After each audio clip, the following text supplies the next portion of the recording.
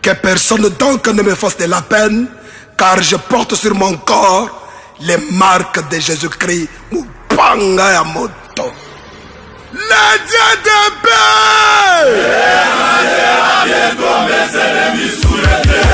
Car je suis sacrificateur. Sacerdoce. Romains chapitre 16 verset 20. Aïe aïe aïe aïe aïe aïe aïe aïe. Allez toquer. Oh le Dieu de paix. Nasoyoka te beta makolo wana na sebie. Oh le Dieu de paix. Oh le Dieu de paix. Oh la la la la yo yo. D'ailleurs, oh ma yo yo. Mais comment? Oh le Dieu de paix. Bientôt le Dieu de paix. Oh la la ma yo yo. C'est vrai. Paye-moi nana zambe. Ya ya ya ya. Déclaré. Moulo yo na kozala. Donne-moi ça na kozala musicien. Na makambo ya kano vokale na kozala le leader. Baba oyo akuzuwa musala ya. Na musala na yo wana okuzuwa promotion ya.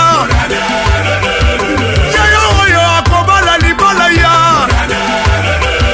Mama oyo akobota mabota ya. Yo que puissance de déclaration. Que personne ne me fasse de la peine. Que personne ne me fasse de la peine.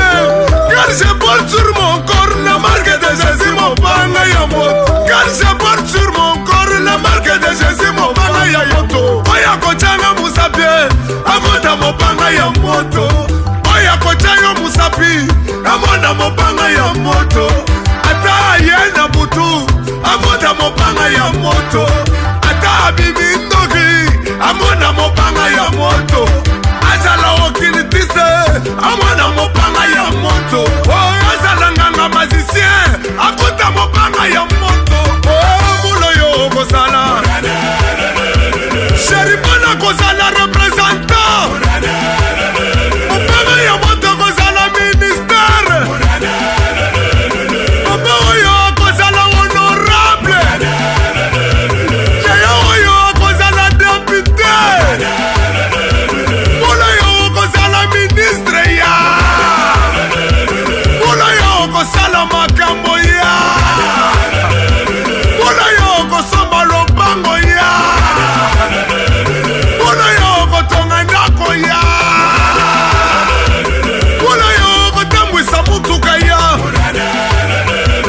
Mula yo kosala voyage Mula yo kosala commerçant Ya Atake baloba te Zero Ata balobi okoti loge Loba